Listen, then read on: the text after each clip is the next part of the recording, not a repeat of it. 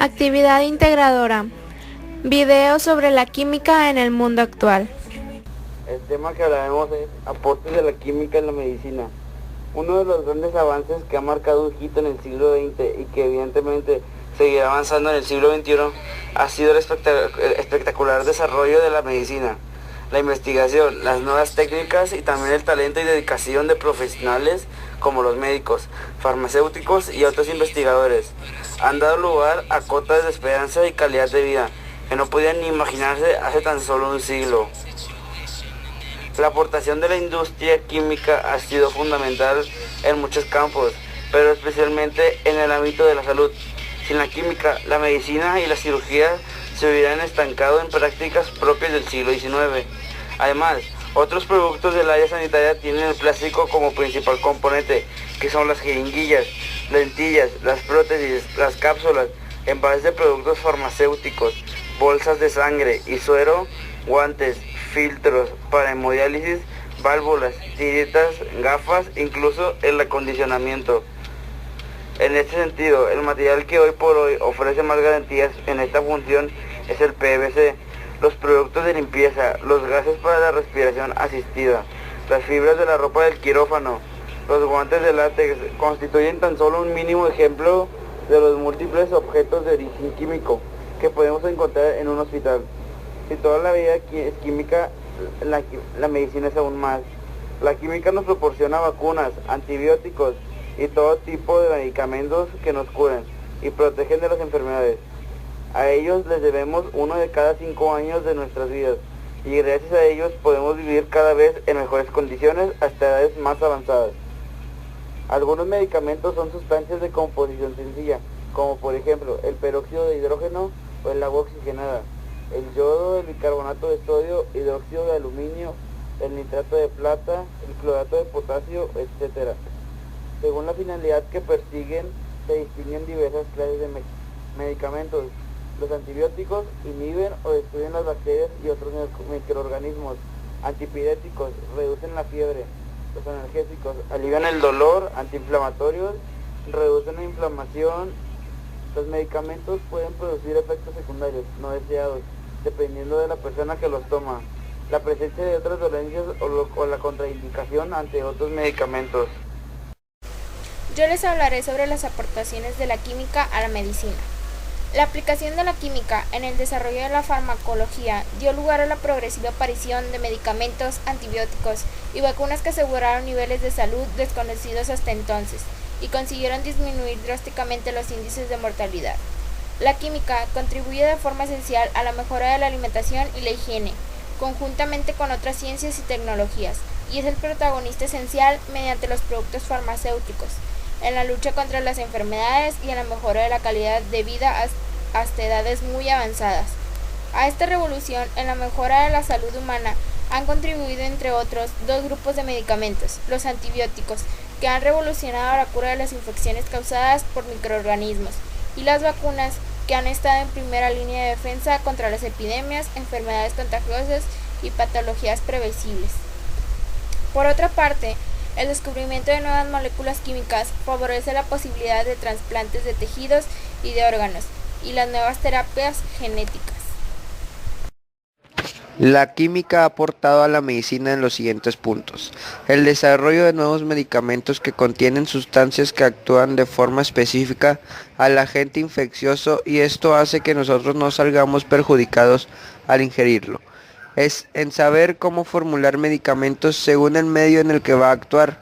Por ejemplo, si actúa el medicamento en el estómago, este deberá resistir un pH ácido, o si actúa en el intestino, deberá soportar un medio alcalino, como en estos puntos. Diagnóstico. Muchísimas enfermedades se diagnostican a través de simples reacciones químicas. Por ejemplo, la determinación de glucosa en sangre es una reacción. Síntesis de nuevos medicamentos. Imagínate que extraes una plantita, una sustancia que tiene un efecto pero es mínimo y por lo tanto necesitarás dosis muy grandes que pueden ser tóxicas. Bueno, pues con química orgánica le puedes agregar, quitar o modificar grupos funcionales que la hagan mucho más afectiva y no necesites una menor dosis. En este campo también tienes la química combinatoria, que con computadoras se sintetizan miles de moléculas y se prueban para determinar su efecto terapéutico, obteniendo una o dos que pueden ser de utilidad. La química influye en todo sobre la medicina, ya que para realizar un diagnóstico clínico es necesario saber los mecanismos que llevan al cuerpo a desarrollar alguna enfermedad o trastorno. Además depende de la química junto con otras ciencias, el desarrollo de nuevos medicamentos para la cura para las diferentes enfermedades, no solo del ser humano. Todo en nuestro cuerpo son mecanismos químicos y bioquímicos. Para entender la bioquímica también es necesario tener buenas bases de química, y para entender la medicina es necesario buenas bases de química, bioquímica, fisiología y también de anatomía. Hoy en día, en uno de los procesos más aplicados de la industria de los alimentos. A través de ella, los alimentos sufren ciertas transformaciones o modificaciones para su propia conservación, mejorando así las propiedades que los constituyen. Actualmente, la población consume varias cantidades de sustancias químicas que se encuentran en los alimentos. Esto se debe a que la mayoría de los alimentos son a base de la química, contienen un alto índice de aditivos, saborizantes y colorantes artificiales, para la elaboración de pepitos, pastas, dulces y otras. Colorantes artificiales tales como el amarillo 5, que produce malestar estomacal, alergias, entre otros. Los procesos utilizados en la industria de alimentos constituyen el factor de mayor importancia en las condiciones de vida y en la búsqueda de soluciones que permiten preservar las características de los alimentos por largos periodos, utilizando procedimientos adecuados en la aplicación de sustancias químicas en los alimentos, tales como el enfriamiento, congelación, pasteurización, secado, ahumado, conservación por productos químicos y otros de carácter similares, que les puede aplicar estas sustancias para su conservación y el beneficio humano. La mayor parte de los alimentos, como harinas, enlatados, y contiene aditivos, pero aún más las golosinas, los pepitos. El nitrógeno es una de las formas más notables de darle protección a los alimentos de los defectos no deseados del oxígeno. El nitrógeno cumple ciertos requisitos en la disponibilidad, manejo y propiedades que influyen en la preservación, de las cuales con la química, la física y las características organolépticas. El hidrógeno. En las grasas, aceites y ácidos gaseosos, el hidrógeno se aplica para modificar algunas propiedades físico-químicas tales como la punto de fusión, estabilidad química y disminución del color y olor. Los aceites comestibles comúnmente hidrogenados son los de soya, palma, maní y maíz. Las aplicaciones de la química en la industria de los alimentos. Los procesos utilizados en la industria del alimento contribuyen a un factor de mayor importancia en las condiciones de la vida y en la búsqueda de las soluciones que permitan presentar las características de los alimentos por largos periodos. Utilizados precisamente adecuados a la aplicación de sustancias químicas en los alimentos, tales como las congelaciones, conservadores o productos químicos, características similares que se les puedan aplicar estas sustancias para su conservación y definitivo para los humanos que sean útiles. La química es hoy en día uno de los procesos más aplicados en la industria de los alimentos. A través de ellos, los alimentos sufren ciertas transformaciones o modificaciones para sus propias conservaciones. Las tres mejores alternativas de solución del problema planteado. El deshielo en los polos amenaza el clima de México. El deshielo en los polos es un problema grave de la actualidad que sigue acelerándose con el paso del tiempo. Algunos factores que influyen es el uso excesivo de gases contaminantes y de componentes combustibles, excesiva producción de CO2 junto con gases liberados por fábricas en el mundo. Soluciones de cómo podemos contribuir. Reducir el uso de productos que causen gases invernadero. Reducir la quema de combustibles fósiles y buscar otras alternativas para obtener energía. Utilizar biocombustibles más a menudo. Darle uso a las diferentes tecnologías de hoy en día como carros híbridos. En el hogar se debe reducir el uso de aparatos domésticos, desconectarlos mientras no estén en uso. El siguiente tema es la química y el calentamiento global. El calentamiento global y el cambio climático se refieren al aumento de la temperatura media del sistema climático en la Tierra y sus efectos. Pruebas científicas demuestran que el sistema climático se está calentando. La mayor parte de la energía almacenada en el sistema climático se ha usado en calentar los océanos. El resto ha fundido el hielo y calentado los continentes y la atmósfera. Los efectos anticipados incluyen un aumento en las temperaturas globales, una subida en el nivel del mar, un cambio en los patrones de las precipitaciones y una expansión de los desiertos subtropicales. Otros efectos probables incluyen fenómenos meteorológicos extremos más frecuentes, tales como olas de calor, sequías, lluvias torrenciales y fuertes nevadas. El calentamiento global es producido en gran medida por los gases del efecto invernadero. Estos gases ya están contenidos en la atmósfera de forma natural, pero por consecuencia de las acciones humanas como la combustión, estos gases aumentan su concentración afectando a la atmósfera. La química es una ciencia muy compleja. La química medioambiental estudia la influencia de todos los componentes químicos que hay en la Tierra, tanto en su forma natural como antropogénica, y la geoquímica, que estudia todas las transformaciones de los minerales existentes en la Tierra.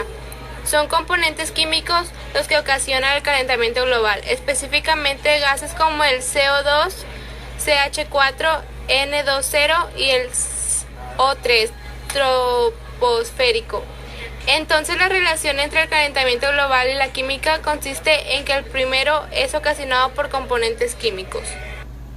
El término calentamiento global se refiere al aumento gradual de las temperaturas de la atmósfera y los océanos de la Tierra, que se han detectado en la actualidad, además de su continuo aumento que se proyecta en su futuro. Nadie pone en duda el aumento de la temperatura global. Lo que todavía genera controversia es la fuente y la razón de este aumento de la temperatura. Aún así, la mayor parte de la comunidad científica asegura que hay más de un 90% de certeza que el aumento se debe al aumento de las concentraciones de gases de efecto invernadero, por las actividades humanas que incluye la deforestación y la quema de combustibles como el petróleo y el carbón. Esas conclusiones son alabadas por la Academia de Ciencia de la mayoría de los países industrializados. El calentamiento global está, aparte de asociado con el efecto invernadero, está asociado a un cambio climático que puede tener causa antropogénica o no.